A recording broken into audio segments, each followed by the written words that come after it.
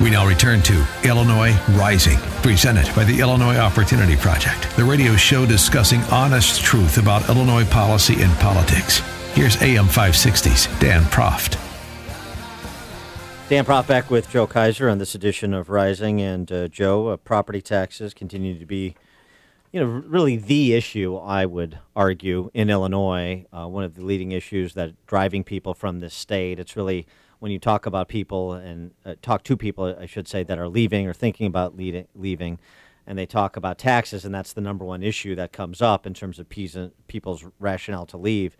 It's specifically, when you start to drill down, it's property taxes. People see their home value being eaten away through property taxation, and frankly, in some cases, people just can't even afford to stay in their home because of the layers of property tax level of property taxation. There's a story this week. Just the layers of scam here.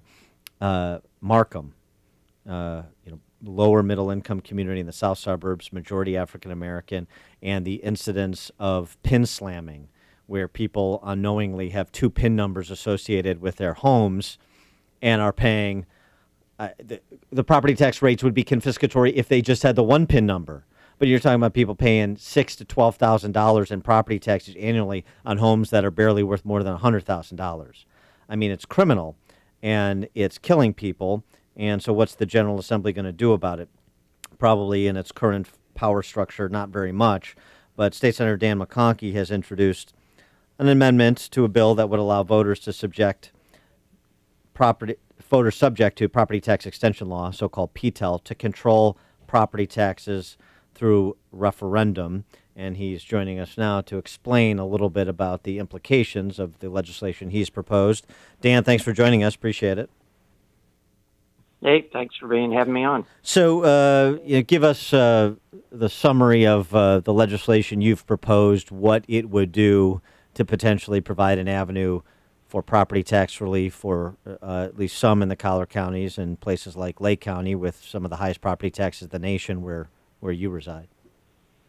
Sure. So in a nutshell, what it would do is right now you can go to referendum to raise your property taxes, but you cannot go to referendum to lower your property taxes. Only the township board, the village board, the county board can actually lower that levy. So what this would do is give you the opportunity of going both ways. You can raise your taxes via a referendum if you think that there's a worthwhile project and you want to help fund it. If you think you have an out-of-control local unit of government and you think they need to be reined in, you can cut those taxes back. That would be the proposal. About 60% of the counties in this state have this right. Cook and the collar counties do not, and this would restore that right back to them, which existed before 1990. So, and you specifically pointed out Cook and the collar counties. These are some of the most overtaxed counties in the nation. In conversations with your constituents over property taxes, or let's say even beyond that, the income tax increase last year, or the prospect of a progressive tax, what are you hearing from your constituents as to the kinds of reforms they need to stay in the state? Otherwise, they might look to Wisconsin or Indiana. Well, the number one thing they talk about is some way of being able to lower their property taxes. And this is why, I've been a little critical of even the governor's plan of just, property tax freeze, because all that does is tell people we're going to take your problem and it's just not going to get any worse. What we really need to do is return power back to the people in a real meaningful way. We've been talking about things like government consolidation and stuff, but that's difficult with entrenched interests in the Democratic machine that controls the state. We're making small progress here and there, but nothing sufficient that's going to really get your property tax bill under control. The number one thing people want, in addition to kind of having lower property taxes, is having a feeling of control over that property tax bill. When you go and open up your property tax bill each year, you never know what it's going to be, and you never have any control over it in any way, shape, or form, right? It's not like a consumption tax, a sales tax in which, if you don't want to pay tax, you just don't go spend money, or you're going to go spend money out of state. So this is something that is probably one of the most regressive forms of taxation and one of the aspects people have the least control over. And what I'm talking about doing is giving people that control. Right, and this would allow, if the General Assembly were to affect it, then this would allow people to rely on themselves rather than the General Assembly, the political class in Springfield, to do something transformational when it comes to property taxation. And so just walk us through a little bit for listeners who might be interested in, if this were to get legs and be an option that's made available through your legislation, what they would need to do to get a referendum on their ballot. Sure. So they would actually put together their referendum. There would be the rules that would be established as a part of the law, and you would have to get a percentage of the voters from I think it's 8% from the previous gubernatorial election. They would have to sign your petition from whatever that particular district is. So if you're trying to lower your township's taxes, what you do is you draw up the question. Let's say you want to drop your township's tax levy by 20%. Then you write that up in that manner. You'd get however many, the requisite number of people that had turned out in the last gubernatorial. You'd get the appropriate percentage of that. They'd sign the petition. You'd turn it in at your local county clerk. They'd verify that it was fine. And then that would end up on the next ballot for being able to, for people to be able to make a decision. And the way that we've got it drafted now is it would apply to all units of government, whether it be school districts. I've got school districts in my area. Yeah. I've got school districts in my area.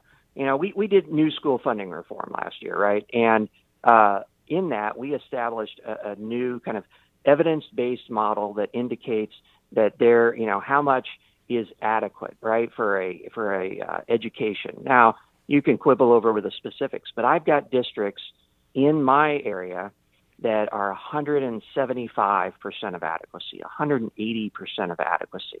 And these school districts are awash in money, and yet they take the maximum that they can take each year, and they just don't care about the taxpayers. They just keep spending money like it's going out of style. Right. I mean, that that's the key. And obviously, as people know, particularly in the suburbs, you're 75 to 90% of your property tax bill is local school districts. So the importance of making sure school districts are included in what you're proposing. And as you've absolutely, you've outlined the case really well, but obviously you're one of many in the General Assembly. Where do you think, what is your confidence on something like this being passed? As you said, the governor has been pretty supportive of a property tax freeze, which you haven't been a fan of.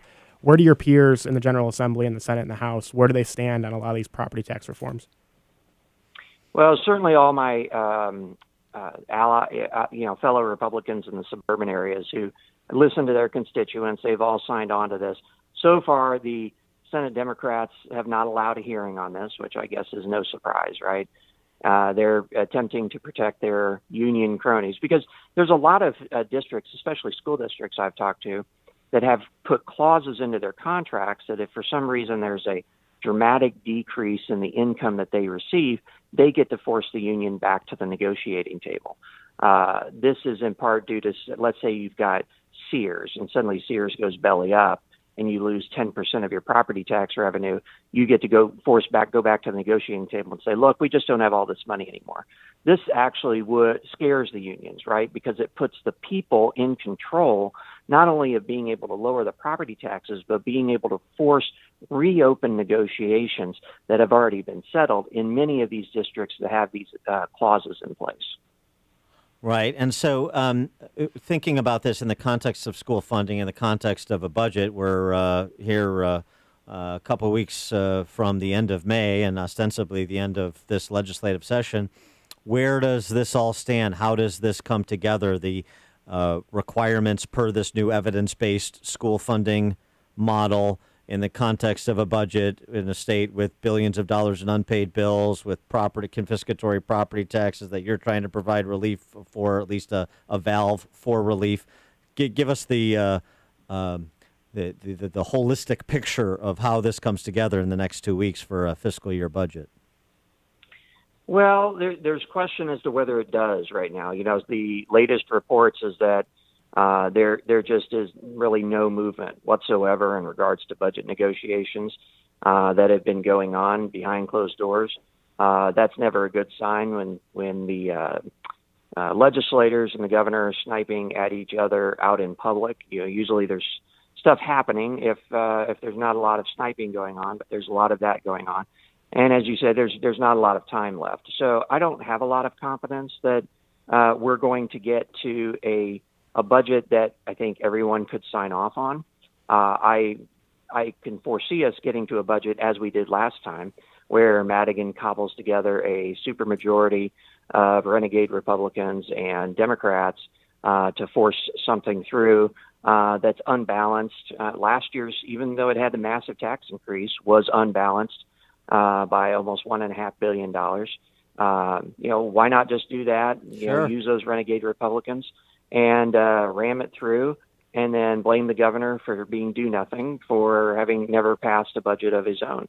That seems to me to be the most apropos political play at the moment in Madigan's hands. Sure, let's stay on this hamster wheel. Why not? The largest structural tax increase in Illinois history, and less than a year later, we're back in the same place. Of course we are. He is State Senator Dan McConchie, a Republican from Hawthorne Woods. Senator, thanks for joining us. Appreciate it. Thanks, guys.